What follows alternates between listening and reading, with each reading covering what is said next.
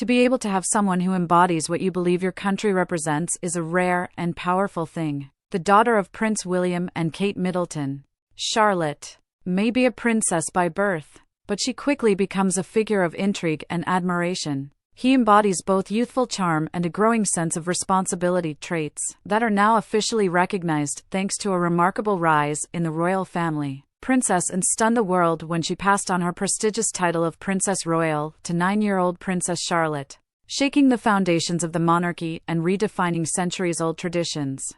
This historic decision marks a landmark moment in the history of the royal family. For decades, Princess Anne was the ultimate symbol of duty and sacrifice, dedicating her life to her royal duties with an unwavering work ethic. Since receiving the title of Princess Royal at the age of 30, she has worn it with dignity and become one of the most hardworking members of the royal family. Now, with the unexpected dimming of the torch, a new chapter in the history of the monarchy begins, one that puts Charlotte in the spotlight much sooner than anyone expected. What does this mean for Charlotte and the future of the royal family? The consequences are profound. The title of royal princess is not an honor bestowed lightly. It is a role steeped in tradition, duty, and service. By giving it to Charlotte at such a young age, and is making a bold statement that conveys confidence in Charlotte's ability to rise to the challenge. It's more than just a symbolic gesture. The move ensures that Charlotte gets an early start on her public career and prepares her for the responsibilities she will inevitably carry as the leader of the next generation of royals. It is impossible to skip the moment of making this decision. King Charles III is currently struggling with serious health problems, including reports of a recent cancer diagnosis, which is putting the long-term stability of the monarchy under the microscope. The royal family must prepare for the future and ensure that its younger members are not only figureheads, but also trained and ready leaders. By transferring the title of Princess Royal to Charlotte, the royal institution is demonstrating its commitment to continuity and modernization. It's not just about keeping traditions alive. It's about adapting it to a changing world while maintaining the dignity and purpose that define the monarchy. Why now? Why Charlotte? These are the key questions that are being asked. Princess Anne, 74, has carried out her royal duties with unwavering determination throughout her life. She has attended thousands of events, met world leaders, and worked tirelessly behind the scenes. By choosing Charlotte as her successor, she expresses her faith in the younger generation's ability to uphold the family's mission. In many ways, she is also ensuring that the legacy of her hard work and resilience is passed on to someone who can continue it for many years to come. For Charlotte, it's more than just winning the title. This is the beginning of a lifelong service that will shape her identity and the way she will be perceived by society. The title of royal princess is not only prestige, it is continuity, stability, and a sense of duty. Unlike other royal titles, it is not inherited automatically. It must be earned through sacrifice and merit, which is why an early move to Charlotte is especially noteworthy. In many ways, this move reflects the changing dynamics within the royal family. The next generation is being prepared much earlier than before, and Charlotte's new status is proof of this strategic approach. Although still a child, she is now also a future training leader and charged with continuing the legacy of the monarchy in a way that combines tradition with modernity. The impact of this change will become apparent over time, but one thing is certain: Charlotte is taking on a role that will define her life. Under the leadership of her family, especially Princess Anne, she has the potential to become one of the most influential royals of her generation. The world will be closely following Charlotte's journey as the new Princess Royal, a development that could reshape the monarchy for generations to come. For centuries, this role has been a cornerstone of the royal tradition, passed down from generation to generation. By giving it to Charlotte, Anne builds a bridge between the past and the future. Let's also not underestimate the importance of Charlotte's position in the line of succession. Thanks to the law passed in 2013, which abolished the rule of automatic priority for boys over girls, Charlotte's position as fourth in line to the throne is secured. This is a game changer. Charlotte's upbringing is another important piece of this puzzle, as she is the second child of Prince William and Duchess Catherine. He grows up in an environment carefully balanced between royal tradition and modern family life. Their parents have made it clear that they want their children to have as normal a childhood as possible. Despite enormous public criticism, this balance between normality and responsibility will be crucial for Charlotte as she navigates her new role. But let's not forget what this is all about. Being a princess royal is no walk in the park. It is a role that requires intense public scrutiny, endless expectations, and a lifetime of service. Charlotte has tons of charm and poise. This can be seen in their public appearances, but the real test will come when he grows up. Will she be able to balance her royal duties with the pressure of growing up in the spotlight? That's the million-dollar question. Anne's decision also signals a broader change in the monarchy. The royal family is under increasing pressure to modernize and stay relevant in today's dynamic world. By giving Charlotte such a prominent role, they don't just give her a title, they present it as a symbol of a new, more progressive era. It's a smart move that highlights the importance of capturing the attention of younger generations while respecting the importance of tradition. This move is also a masterclass in mentoring, and doesn't just step aside and leave Charlotte to solve the problems on her own. She will undoubtedly be a driving force, sharing her wisdom and experience as Charlotte grows into the role. Anne's legacy is one of hard work, dedication, and a no-nonsense approach to royal life. If Charlotte can commit to even a fraction of that, she'll be in good shape. What makes Charlotte's stance even more compelling is her potential to redefine what it means to be a royal in the 21st century. The times of purely ceremonial duties are over. Members of the royal family are now expected to champion causes, engage with the public, and use their platforms for good. Thanks to her natural charisma and youthful energy, Charlotte is perfectly prepared to take on these challenges. This transition also raises interesting questions about gender and leadership in the monarchy. Historically, royal roles and titles were often influenced by outdated ideas of primogeniture. However, Charlotte's fame shows that the family is ready for change. By promoting a young girl to such a prominent role, they are sending a strong message about equality and the evolving nature of the monarchy. The public's reaction to this news was a mixture of excitement and curiosity. Charlotte has already won many hearts with her confident attitude and engaging public appearances. But this new title carries higher stakes. We will be watching closely to see how she handles the pressure and what impact she will have on the future of the monarchy. As Charlotte grows into her new role, she will also have the opportunity to develop her own identity within the royal family. While she will undoubtedly draw inspiration from Anne's legacy, she will also have the opportunity to bring her own unique perspective to the role. Whether it's through charity work, community involvement, or other initiatives, Charlotte is poised to leave a lasting mark on the monarchy. Anne's choice is a turning point for the royal family and shapes its future in surprising ways. The latest symbol of Corona's continuity and progress, it is worth noting that this move is not only about the present, it's about securing the future of the monarchy. In a world increasingly skeptical of traditional institutions, the royal family must prove its importance.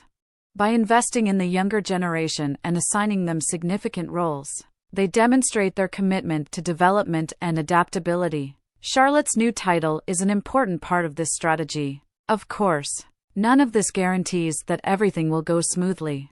The challenges facing us are enormous. The royal family is under constant scrutiny, and any mistake is magnified 100-fold. But if Charlotte is up to the challenge, and all indications are that she will be a key figure in shaping the monarchy in the years to come. What does this mean for the entire royal family? This is a clear sign that they are thinking long-term.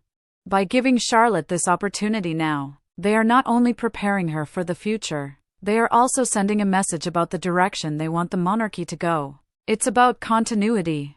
Yes, but it's also about change. Maintaining balance has never been more important. Charlotte's journey as a royal princess has only just begun, and it promises to be fascinating. As she assumes this new role, she will carry not only a title, but also the hopes and expectations of the nation. That's a lot for a 9-year-old, but if anyone can handle it, it's her. With Anne's guidance and the support of her family, Charlotte will become a significant figure in the next chapter of the royal story. As we delve into the significance of this titular transfer, it's important to understand what makes the role of the Princess Royal so special. This title, historically reserved for the ruler's eldest daughter, was often associated with a sense of duty and service. and has exemplified this through her decades of involvement with various causes, including her work with Save the Children and many other charities. Giving Charlotte this title is not just a symbolic gesture, but a challenge and an opportunity to continue the legacy of service. Charlotte's early exposure to public life prepared her to take on this responsibility. From accompanying her family to important events to interacting with the audience, she has demonstrated the ability to connect with people, which will be an invaluable skill as she grows into her role.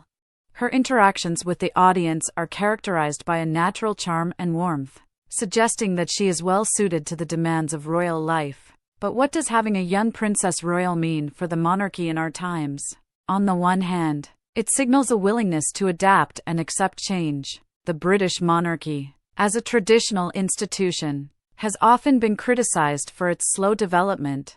By elevating Charlotte to such a prominent role, the royal family is taking a step toward modernization. The move highlights the importance of connecting with younger generations and addressing current issues. Charlotte's role is likely to include a mix of traditional tasks and modern initiatives. She can take on ceremonial roles, such as representing the monarchy at official events, while also championing causes that resonate with her generation. Issues such as climate change, mental health, and social equality are likely to feature prominently in her work, reflecting the monarchy's changing priorities. This transition also highlights the importance of mentorship within the royal family. Anne's decision to pass on her title not only means giving up her role, but also leading the next generation. Anne's experience and wisdom will be invaluable as Charlotte navigates the complexities of royal life. Mentoring will provide Charlotte with a solid foundation as she grows into her responsibilities. While the title of Princess Royal is of great importance, it also provides Charlotte with a unique platform to carve out her own identity. Unlike her siblings, who can play different roles in the monarchy, Charlotte's position allows her to carve her own path. This individuality will be key because they will be able to reconcile the expectations of their role with their own aspirations and interests. Looking ahead, Charlotte's journey will undoubtedly be shaped by the changing dynamics of the royal family. As time passes and new challenges arise, the monarchy will need to continue to adapt. Charlotte's role as Princess Royal will be a key part of this development, serving as a bridge between tradition and progress. The decision to give Charlotte this title also reflects a broader trend within the monarchy, namely an emphasis on continuity and stability. In a world that is constantly changing, the ability of the royal family to adapt while maintaining its core values is crucial. By investing in the younger generation, the monarchy ensures its relevance and resilience to future challenges. Charlotte's ascension to the role of royal princess is a moment of great significance not only for her, but for the entire monarchy. It marks the beginning of a new chapter, full of promise and potential. As Charlotte matures into this role, she will have the opportunity to make a lasting impact on the institution and the people it serves. The twists and turns in the history of the royal family show how one moment can shape the monarchy forever. Bloodlines, battles, and betrayals. In the year 1066, the royal situation in these beautiful islands was gaining momentum. Sure, there have been kings and small nations before, druids before that, and even Pangaea if you want to be more geologically specific. But we have to start somewhere. And 1,000 years back seems fine. Farewell to Ethelred the Unready and his drama. This is where William the Conqueror and his great achievement, the Norman conquest, come into play, even though Norman actually just means French. Back then, people were very keen on having lots of children, but to spare everyone the headache, let's skip a few. William's 3 most important children, Wilhelm II, Heinrich I, and Adela. If you know anything about the royal succession, great, you're at the front. If not, know that there were crowns to be won back then. The biggest boy was in trouble, but a nice army and efficient diplomacy helped. When William the Conqueror died, William II received the crown. He did not marry and died in mysterious circumstances while hunting with his brother Henrik. Surprise! Henry I becomes king. Henry wasn't particularly good at following the rules himself. He had 26 children, but only 2 were officially legal. When his son drowned in a shipwreck, he swore that his daughter Matilda would become queen. He also made promises to all his knights. Guess what? When Henry died, Matilda was busy in France and her cousin Stephen took the throne faster than you could say. Civil War. Matilda finally returned, sparking years of fighting over who would rule. Technically, she ruled parts of the island, but since she did not receive an elaborate coronation, her royal status was uncertain. Stephen's children either didn't care or were nuns. The crown thus passed to Henry II, Matilda's son. He had 4 sons of his own: young Henry, Richard the Lionheart, John and Jeff. Guess who died young? Henry II believed that all the waiting for the king's death was a disaster.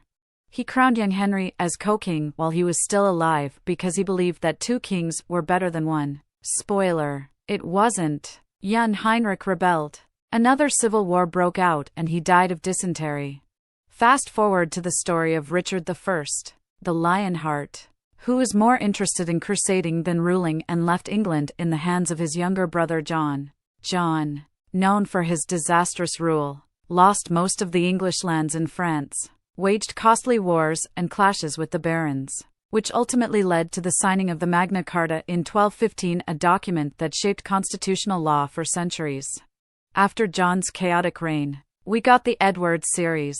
Edward I, known as Longshanks, was a powerful warrior king who conquered Wales and attempted to bring Scotland under English control. His son Edward II was a weak and unpopular ruler, overthrown by his wife Isabella and her lover Roger Mortimer. Her son Edward III. He restored England's military glory with victories in the 100 Years' War and had 5 sons who set off a complex web of succession disputes. Despite the military successes of Edward III, the descendants of his sons dragged England into the Wars of the Roses, a brutal civil war between rival branches of the Plantagenet family, the Lancasters and the Yorks. Richard II, grandson of Edward III, was overthrown by his cousin Henry IV, the first king of Lancaster. During his reign, there was a conflict and the throne was transferred to his son, Henry V, famous for his victory at Agincourt. But Henry V died early and left behind his young son Henry VI.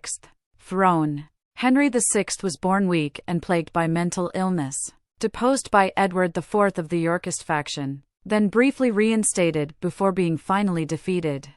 Edward IV secured the throne, but after his sudden death, his 12-year-old son Edward V was proclaimed king. However, his uncle Richard, Duke of Gloucester, took over as protector, declared the boy illegitimate, and took the throne as Richard III. The young king and his brother mysteriously disappeared in the Tower of London and were probably murdered. Richard III's reign was short-lived. He was defeated at the Battle of Bosworth by Henry Tudor, later Henry VII, in 1485.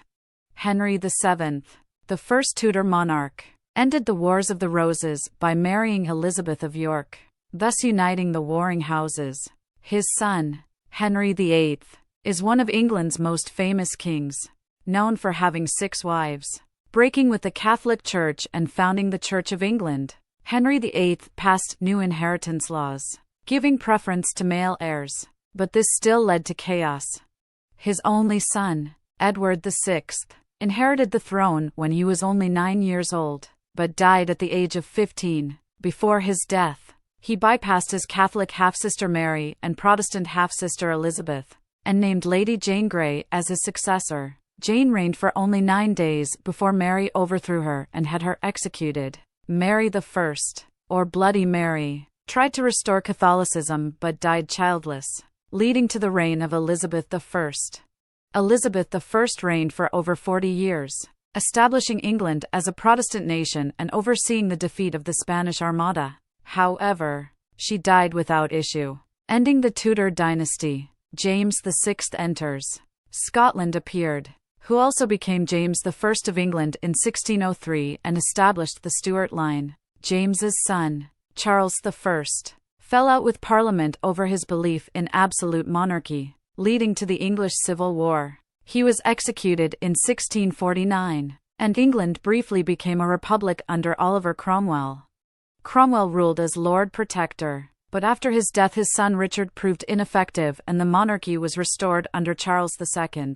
Charles, known for his numerous mistresses and illegitimate children, had no legitimate heir, so his brother James II took the throne. However, James' Catholicism disturbed Protestant England. His daughter Mary and her husband William of Orange were invited to the throne in the Glorious Revolution that forced James into exile. William and Mary ruled together but had no children, so the throne passed to Mary's sister, Queen Anne. Anna had 17 pregnancies, but had no heirs. Tired of succession crises, the Parliament passed the Treaty of Establishment in 1071, thanks to which the crown fell into the hands of a Protestant family from Hanover. Thus, George I, a German prince, became King of England in 1774, thus founding the Hanoverian dynasty. His son, George II, retained the throne and was succeeded by George III, who infamously lost his American colonies but led a long and turbulent reign. Then came George IV, a scandal-prone king with no legitimate heirs, and his brother William IV, who also had no surviving children. The throne then passed to Queen Victoria, who ruled for much of the 19th century and oversaw the expansion of the British Empire. She was followed by her son Edward VII and then George V, who renamed the royal family the House of Windsor during World War I. Edward VIII succeeded him, but abdicated out of love to make way for his brother George VI, who led Britain through the Second World War.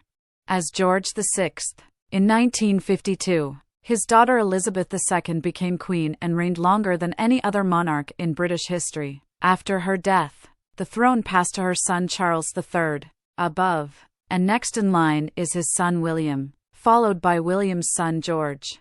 The monarchy has survived centuries of power struggles, betrayals, and changing rules. But is this still relevant in today's world? Share your thoughts and join us for more engaging stories from the ever-changing pages of history.